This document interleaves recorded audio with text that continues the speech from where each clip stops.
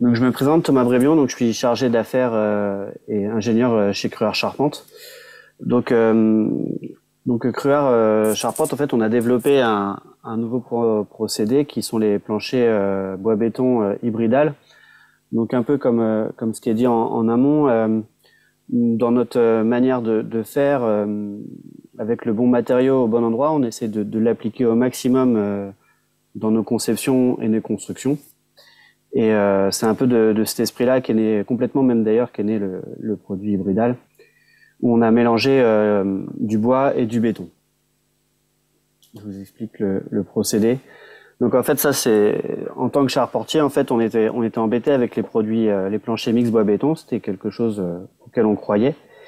On croit toujours d'ailleurs, encore plus maintenant. Mais on était gêné par la mise en œuvre, parce qu'en fait, fallait faire intervenir un maçon après nous, et c'était très handicapant vis-à-vis du levage. Ça nous cadençait nos chantiers, et donc c'était pas efficient pour nous. Donc on a lancé un petit peu on a un peu décloisonné notre manière de faire, en fait, par le biais avec l'aide de la région, et on a pu se mettre en relation avec l'entreprise Jousselin Préfabrication, et à partir de là, un groupe de travail s'est créé pour créer ce plancher mix bois-béton. Donc on s'est entouré après de Bostik qui fait toute une étude sur la colle, de l'Onconcrete Technologies qui mène des projets, le LMC2 qui nous aide dans la réalisation des projets, le LMC2 qui est un laboratoire de recherche de Lyon. Donc on a mis un peu en place toutes nos compétences, nos manières de faire qui sont par moments un peu différentes, par le biais d'entreprises différentes ou de manières de voir différentes. Et on est arrivé à développer ce produit, donc qui a deux intérêts, qui est préfabriqué. Donc la dalle béton arrive avec le solivage bois, et donc directement sur chantier.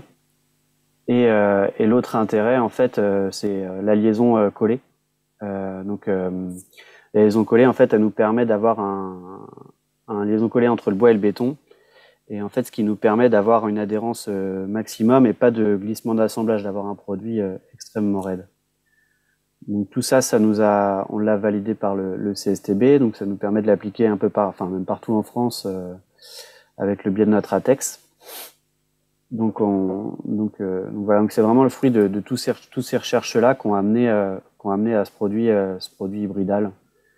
Donc ça a été beaucoup d'essais avec, comme on peut le voir ici, vous voyez, des planchers à taille réelle qu'on a cassés avec plusieurs configurations. On a essayé plusieurs types d'accroches, plusieurs types de colle, plusieurs types de béton, un peu types d'essais. Donc il y a eu beaucoup de recherches pour arriver à ce résultat. Donc là, vous voyez, ça c'est le comportement d'un plancher bois seul. Quand vous prenez une dalle béton dessus, ça lui amène juste un poids mort.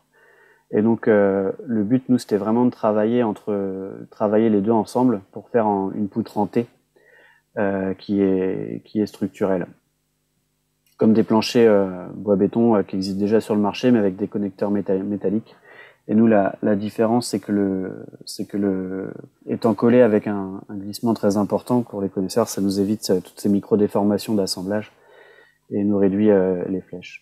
C'est aussi un avantage acoustique parce que on est assez proche d'un plancher, pour le coup, plus d'un plancher béton que d'un plancher bois, d'un point de vue acoustique. Oui, parce que ce que je vous ai pas dit, c'est que nous, en fait, les planchers bois-béton, on voit que nous, dans le bâtiment, les planchers bois, on a souvent besoin de masse, en fait, beaucoup pour répondre à des soucis acoustiques ou thermiques. Et donc, le plancher bois-béton, en fait, il permet d'allier les deux. De réunir un peu tous ces problèmes, de résoudre un peu tous ces problèmes qui peuvent être acoustiques, thermiques, et en même temps tout en augmentant des portées, diminuant les porteurs. Donc ça peut être, c'est intéressant jusqu'à la fin jusqu'au pied du bâtiment, ou par exemple on peut aller jusqu'à diminuer les fondations. Donc un peu pareil dans l'esprit de décloisonner, puis on sait que de toute façon nous on veut pas, la limite n'est pas à la construction bois, on doit aussi pouvoir amener des solutions à toute la construction de manière générale. Donc c'est vraiment un produit qui a été étudié pour être multi-support. sur des murs paille, comme on a pu le faire dans un chantier de bureau à Eric, sur une structure métallique, béton, ou sur une structure bois qui, nous, en tant que charpentiers, connaissons particulièrement bien. On peut aussi avoir un système avec des rives porteuses qui nous permet d'avoir un système poteau-poutre. Donc ça, c'est quelque chose qu'on a réalisé à Saint-Herblain sur un chantier en R+7. Donc je vous montrerai des photos à la fin pour ce retour d'expérience. Donc le principe constructif, c'est ça, c'est que vous mettez d'abord quelques poutres et des poteaux, et après les planchers, vous voyez, ils viennent directement entre poteaux. Donc ça nous évite des poutres de rive et ainsi de suite. Donc c'est pour voir l'impact jusqu'au bout, surtout vis-à-vis de l'environnement. On a réalisé la F2S l'analyse du cycle de vie qui a débouché sur la F2S a été faite. Toute l'analyse du début des transports, de la fabrication jusqu'au recyclage et jusqu'à la fin de vie du produit ont été étudiées et évaluées. Donc pour ça on a une fiche FDES qui résume tout ça pour notre produit en sa globalité.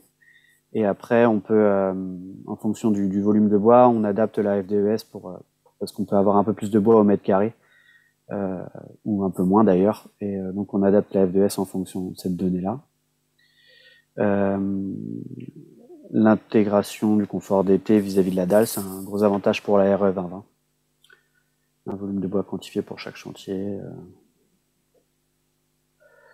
Voilà. L'acoustique, donc comme je vous disais tout à l'heure, on est plus proche d'un plancher bois-béton, d'un plancher béton que d'un plancher bois, où on peut avoir des fois des petits problèmes de vibration. Donc ça, c'est quelques mesures qu'on a fait. C'est des mesures qu'on a fait in situ.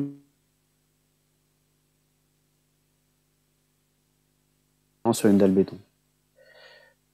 Tout ça, par contre, ça amène, en fait, un peu comme ça a été dit tout à l'heure, hein, c'est que la conception, elle doit être faite en amont et la plus large possible. Donc, nous, on doit être force de proposition en tant que constructeur et concepteur dans ce domaine-là.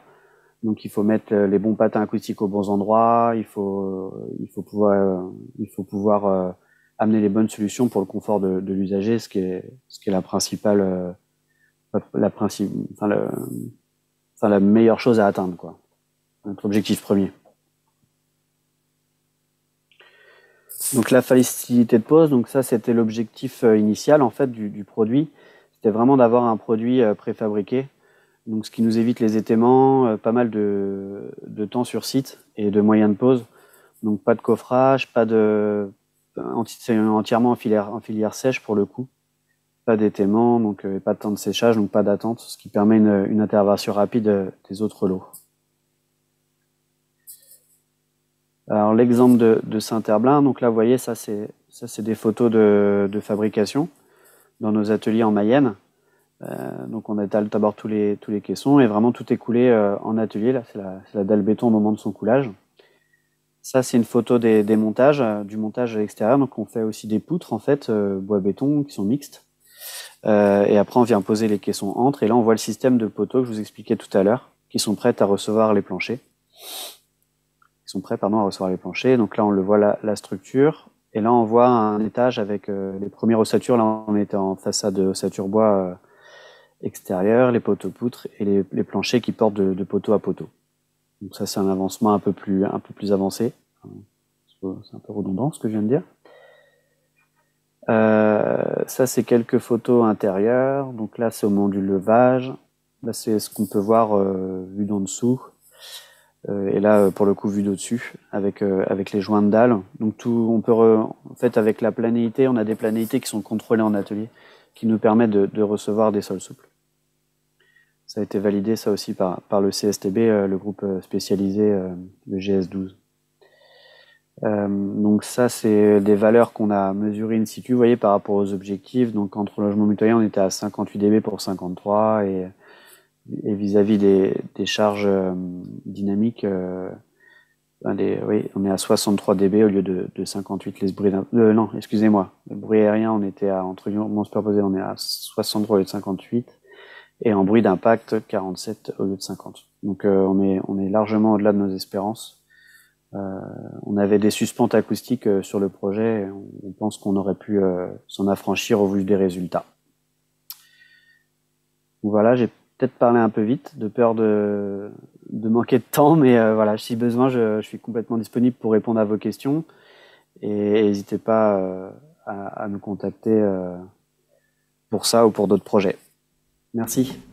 Merci.